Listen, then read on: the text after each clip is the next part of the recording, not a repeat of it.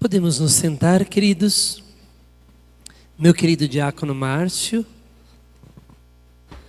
amado povo de Deus, estamos no 33º domingo do tempo comum. A igreja está caminhando para o final do ano do calendário litúrgico. Isso porque o calendário da igreja não é igual ao calendário civil. O calendário civil termina no dia 31 de dezembro e começa no dia 1º de janeiro. Na igreja não. O calendário da igreja termina a semana que vem, na festa de Cristo Rei. E depois começamos um novo ano litúrgico. Desse modo, desde segunda passada, a igreja começa a entrar neste momento que refletimos sobre o fim do ano, fim do mundo, fim da vida. E aí tem aquelas coisas que o padre sempre lembra vocês. Você vai morrer. E aí, a igreja entra nesse período em que vai nos lembrando sobre o fim dos tempos. E no fim dos tempos, o que vai acontecer? Guerras, brigas, situações complicadas. O evangelho vai dizer: pai entrega filho, irmão entrega irmão, e todas estas catástrofes acontecem, mas o texto vai dizer ainda: isso não será o fim. Aqui tem algo interessante para nós, porque quantas vezes as pessoas viram para o padre e falam assim: mas padre, nós estamos vendo tanta coisa hoje em dia, é tanto problema, guerra, briga, e o fim do mundo está chegando. Vocês já ouviram isso, gente? Sim ou não? Mas o texto bíblico vai dizer o quê? Ainda não será o fim. Vocês vão ver tudo isso, e ainda não será o fim. E para entendermos, queridos, então, olha, não será o fim, e entendermos o que Jesus está querendo nos ensinar com esses textos agora do fim, que nós vamos ver muita coisa, ainda não será o fim, mas vai chegar o momento que é o fim. O que Jesus quer nos ensinar com todas estas coisas agora na igreja, que nós queremos, o que a igreja quer nos ensinar com todos estes textos bíblicos do fim dos tempos? Para entendermos, é preciso uma pequena contextualização. Entendermos o projeto salvífico de Deus. Deus nos quer no céu. Vamos ver um monte de problemas, um monte de situações complicadas, mas Deus nos quer no céu. Como que Deus então organiza a nossa caminhada do céu? Porque ir para o céu tem uma maneira como Deus organizou. Há uma pedagogia de Deus para nos levar para o céu. Vocês vão começar a ouvir o padre dizer esta frase que vocês já ouviram, mas nós vamos entrar neste período em que repetimos esta frase: tudo que é importante a gente,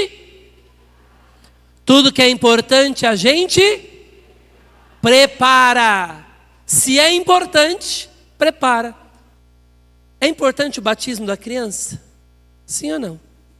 Então tem que preparar. Não é de qualquer jeito. Quando a gente vai ser profissional, um médico é importante para a sociedade, sim ou não? Mas o médico que não estudou nada, adianta alguma coisa? Para ser médico eu preciso me preparar. Tudo que é importante a gente... O céu é importante para você? Olha para quem está do teu lado e pergunta, você quer ir para o céu ou para o inferno? Quer ir para o céu? Então, se quer ir para o céu, você precisa se preparar. E é isso que a igreja está fazendo. Jesus deu um jeito para nos prepararmos para o céu. Que jeito é esse? Que maneira é esta? O que Jesus nos deu para nos preparar para o céu?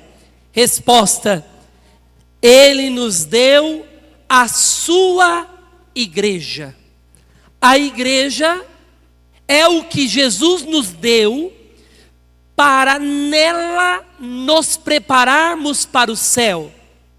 É na igreja que nos preparamos para o céu. O que Jesus deixou para preparar o nosso coração para o céu foi a igreja dele. E a igreja dele, nós víamos a semana passada, não é qualquer coisa. Quem estava na missa semana passada, erga a mão, deixa eu ver. A igreja de Jesus tem 4 características. Para a gente reconhecer qual é a igreja de Jesus, não pode faltar nenhuma destas 4 características que nós víamos a semana passada. A igreja de Jesus, ela é una. A igreja de Jesus é santa. A igreja de Jesus é católica. A igreja de Jesus é... Se faltar qualquer uma destas características, deixa de ser a igreja de Jesus. Porque a igreja de Jesus tem estas 4 marcas. A semana passada, de uma maneira bastante fácil, a gente fala dos nossos irmãozinhos protestantes que rompem com a unidade. Então eles não acreditam, não estão unidos na fé e nos sacramentos, conforme Jesus deixou. Então eles têm um rompimento com a unidade. E os nossos irmãozinhos protestantes têm um rompimento com a apostolicidade que nós falávamos a semana passada. O padre, para ser padre, não foi você que me escolheu. O padre, para ser padre, não foi a comunidade que disse. O padre, para ser padre, não foi eu que falei, agora eu sou padre. Não é assim. Para eu ser padre, eu precisei do meu bispo que me ordena, que foi ordenado por um bispo, que foi ordenado por um bispo, que foi ordenado até chegar nos apóstolos. Tudo bem? Lembrados disso? Mas hoje eu quero citar um outro tipo de situação. Uma situação onde a apostolicidade continua, mas o rompimento é outro. Vocês já ouviram falar das igrejas ortodoxas? Quem já ouviu falar da igreja ortodoxa, erga a mão, deixa eu ver. Ótimo. A igreja ortodoxa não existia até o ano de 1054. Então nós temos lá Jesus. Que ano que Jesus morreu? Que ano? 33. Começou a igreja de Jesus sobre Pedro. E aí teve o primeiro templo no ano de 324. Aquele templo que foi dado por um imperador. O imperador? Semana passada, você não lembra? Constantino. Constantino fundou a igreja católica, gente? Sim ou não? Não.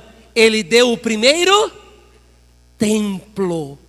O primeiro templo da igreja material, que tem o nome Basílica de São João de Latrão.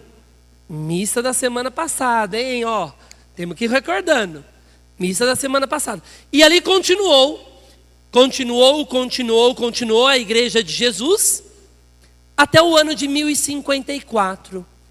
Em 1054, houve um rompimento entre o Império Romano e todas as igrejas orientais.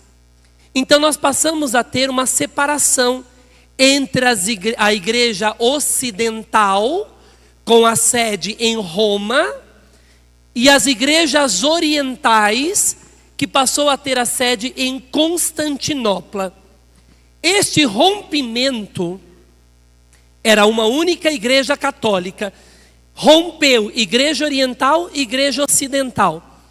Este rompimento foi por uma questão de fé. Fé. Rompimento sobre a procedência do Espírito Santo. O Espírito Santo vem de quem? Do Pai e do Filho ou do Pai pelo Filho? Foi uma brigaiada, foi uma coiseiraiada, que deu um rompimento na fé. Romper na fé é romper em qual das 4 características da igreja? Na Nós temos uma única igreja, porque é única e porque tem uma unidade. Unidade na fé e unidade nos sacramentos. Unidade na fé e unidade nos sacramentos. A igreja ortodoxa rompe com a fé. Mas os bispos da igreja ortodoxa continuam sendo bispos? Sim ou não? Sim ou não? Sim. Os padres da igreja ortodoxa continuam sendo padres? Sim. Então atenção aqui com um ponto. Lá na igreja ortodoxa, o bispo que é bispo, o padre que é padre, ele consagra Jesus. É Jesus? Sim ou não? É Jesus. Eu posso ir lá na igreja ortodoxa e comungar?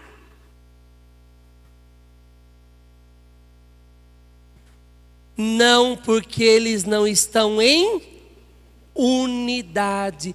Eles romperam com a igreja de Cristo quando eles rompem com a unidade. Esse ponto é importante, queridos, para nós. Porque qual que é a situação aqui?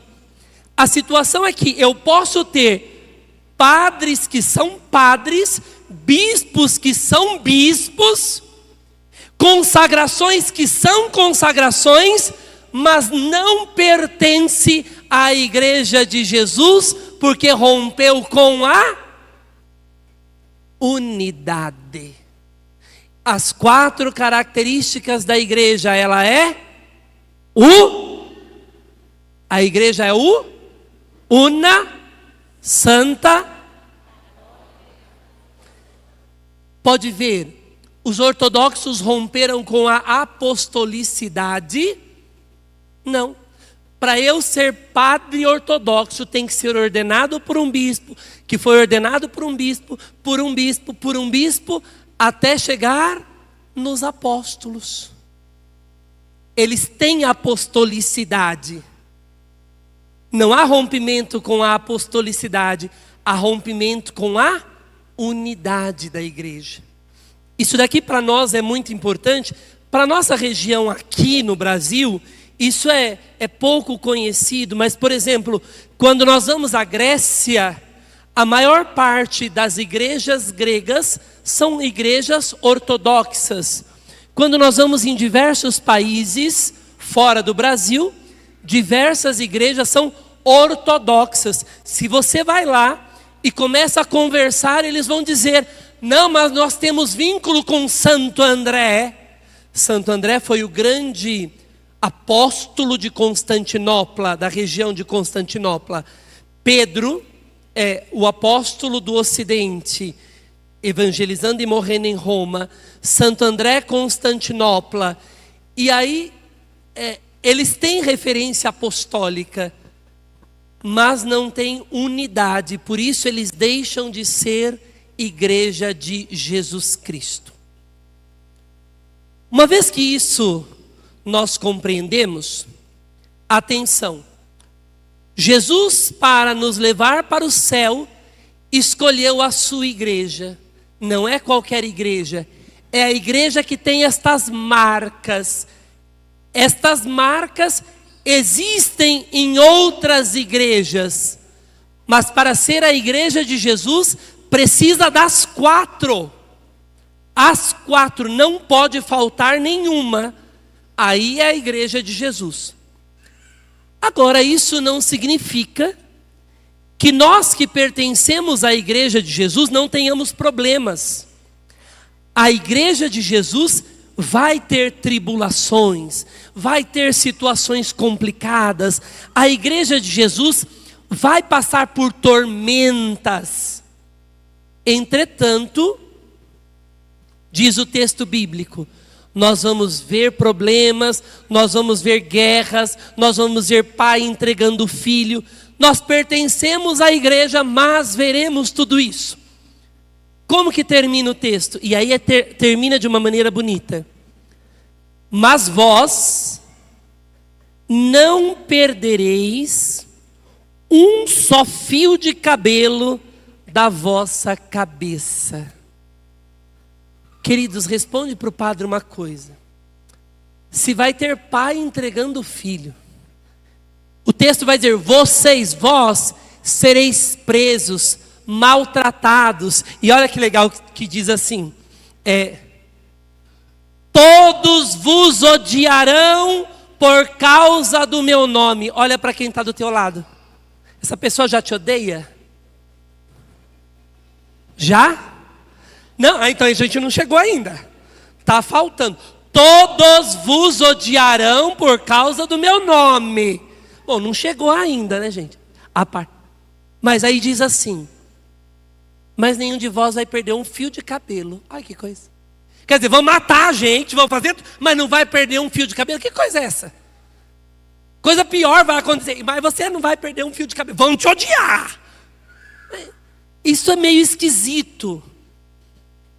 E quando a gente traduz isso para o português, é complicado, porque não dá para entender.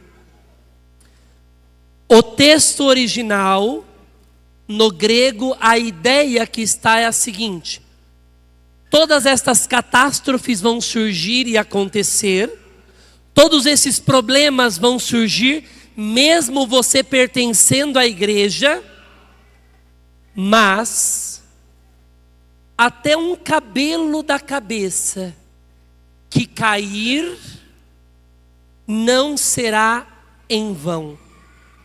Não será perdido aos olhos de Deus. Deus não vai deixar de ver todos os sofrimentos que você passará, não será nada esquecido, nada será perdido diante dos olhos de Deus. É isso que ele quer dizer. Nenhum fio da vossa cabeça será perdido. Quer dizer, nada será perdido aos olhos de Deus. Nada escapará. Deus olhará sempre todas as coisas. Nós que estamos nesta caminhada de igreja com um monte de problemas, o que fazer então? O que fazer? Primeira coisa, confiar na promessa de Jesus. Passamos problemas, mas nada escapa aos olhos de Deus. Confiar nesta promessa. O que Deus promete, Ele não mente, Ele fala a verdade. Confiança nesta promessa. E há uma segunda coisa a ser feita. E aí a segunda leitura é ótima para nos falar desta segunda coisa a ser feita.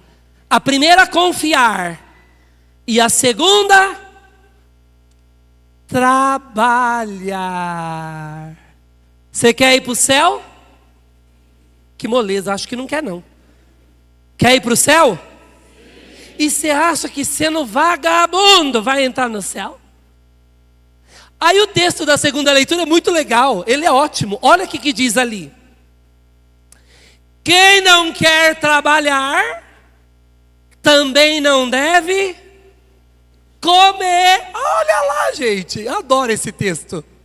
É muito bom. Você não quer trabalhar, não está dizendo quem não pode trabalhar, viu? Atenção com a palavra. Quem não quer, tá?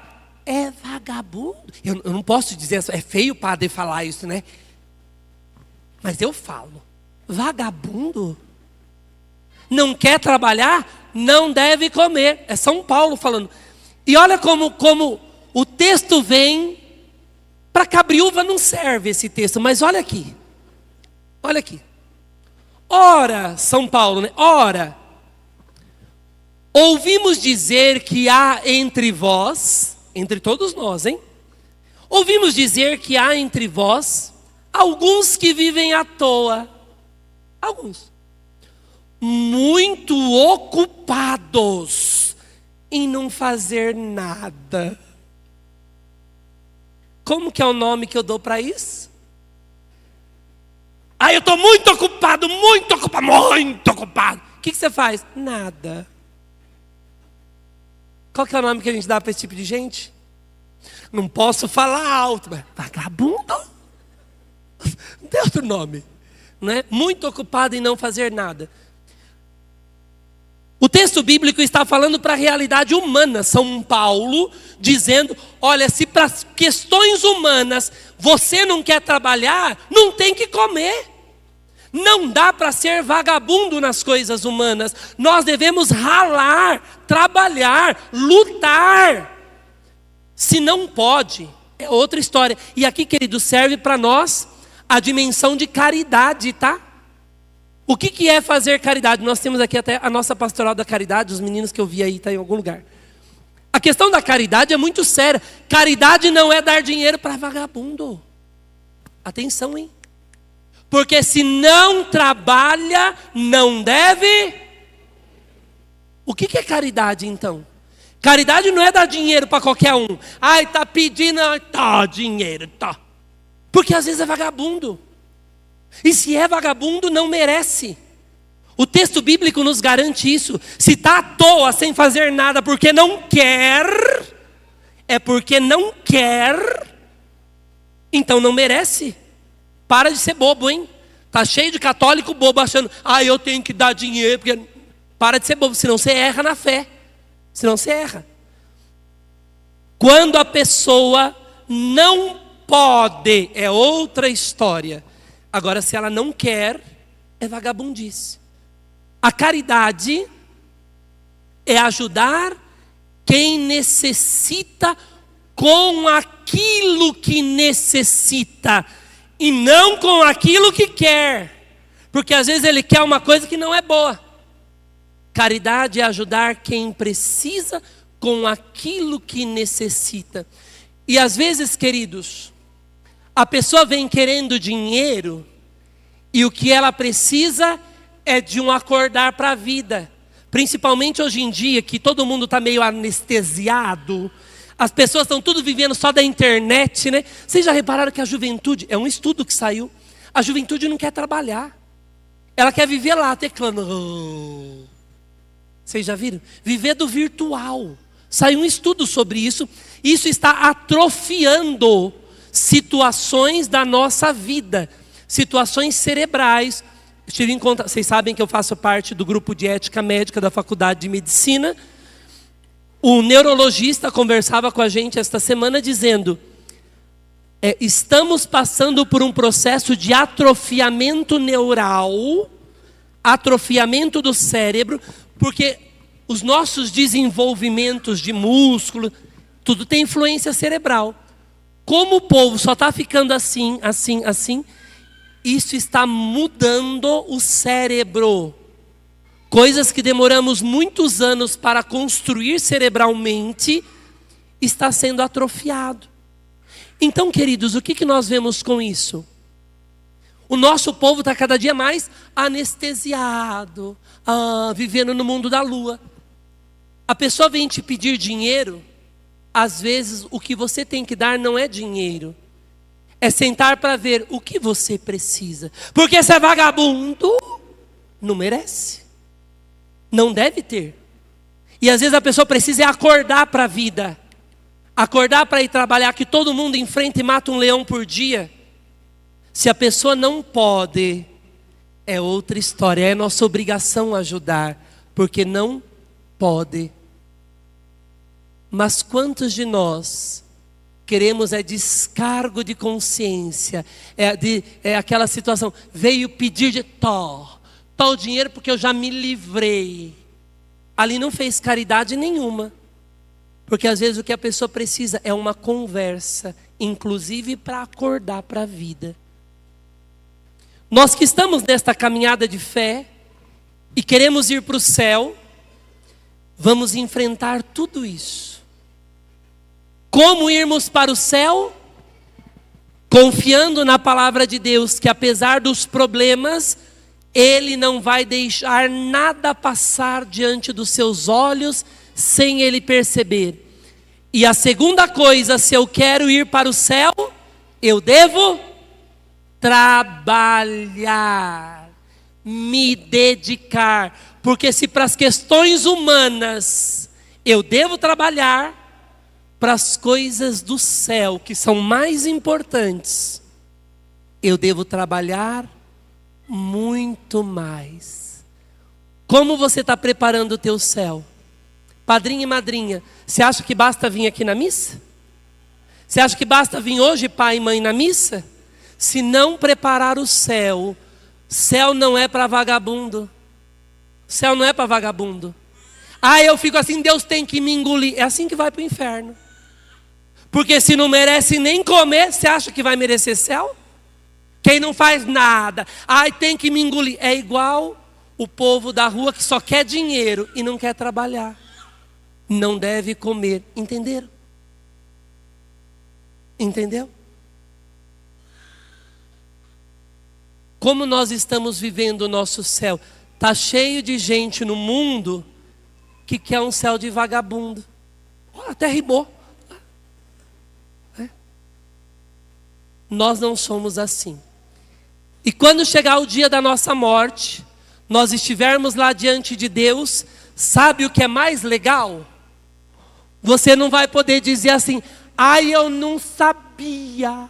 Porque na hora que você disser, eu não sabia, eu dou um berro. Sabia sim! Eu falei na missa. Eu falei e não ouviu, falei mais de uma vez, sabia sim. Eu até falei uma palavra que o padre não devia. Vagabundo, falei. Para acordar para a vida, mas não quis acordar. Então, queridos, que Deus nos ajude. Deus nos ajude na nossa caminhada de fé, a não sermos moles para o céu. Confiar na palavra dEle. Confiar que nada passa sem Ele perceber. Mas é necessário a nossa parte de trabalharmos também para o nosso caminhar para o céu. Que Deus nos ajude nesta vida de fé. Amém.